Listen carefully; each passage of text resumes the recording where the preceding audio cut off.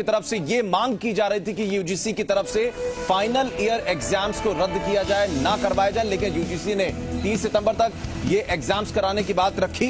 Supreme court ने भी इसी सर्कुलर को सही माना और ये कह दिया गया है कि यूजीसी की तरफ से जो सर्कुलर है उसी हिसाब से ये परीक्षाएं करवाई जाएंगी।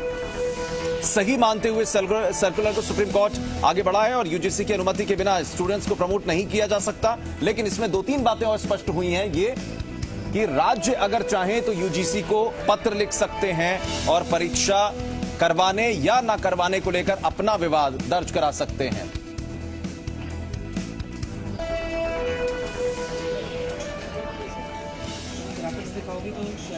राजस्थान में क्या असर होगा इस फैसले का, ये भी पीजीएम देख के पढ़ देगा।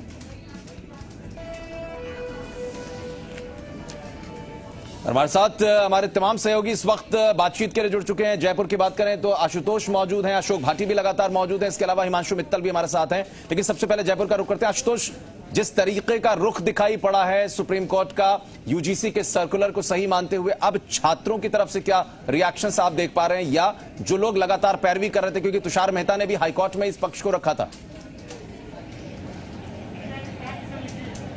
देखिए, बिल्कुल जो यूजीसी का सर्कुलर था उसको सही ठहराया गया है और पूरे देश भर के तमाम उन स्टूडेंट्स के लिए ये बड़ा फैसला निकल के आया है। अब राजस्थान के छात्र क्या कुछ इस बारे में सोचते हैं इस फैसले को लेकर। राजस्थान विश्वविद्यालय में इस वक्त हम मौजूद हैं। जो ये फैसला आया सुप्रीम कोर्ट का, यूजीसी का सर्कुलर था उसको सही ठहराया गया कि जो फाइनल ईयर की परीक्षाएं उनको आयोजित करवाया जाएगा 30 सितंबर तक। किस तरीके से आप लोग देखते हैं? आप छात्र नेता भी हैं, खुद छात्र भी हैं आप। न्यायालय का जो भी फैसला इस देश में रहा है वो हमेशा लोगों के लिए सम्माननीय रहा है, ये भी सम्माननीय है। आगे भी कोई फैसले होंगे तो वो सम्माननीय होंगे। चूंकि ये मुद्दा देश के आम छात्र से जुड़ा हुआ है, देश के आने वाले भविष्य से जुड़ा हुआ है, इसलिए ये मुद्दा बड़ा ही संवेदनशील है।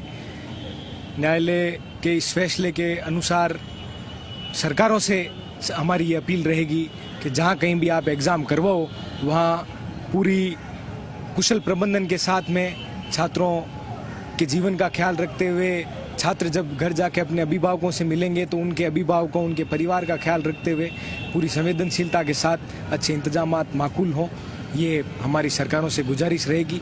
और अगर वो ऐसा करने में अभी समय पर सक्षम नहीं है तो ये छूट उन्हें न्यायालय की तरफ से भी दी गई है सरकारों को कि आप उसमें तिथि में आगे पीछे का बदलाव कर सकते हैं।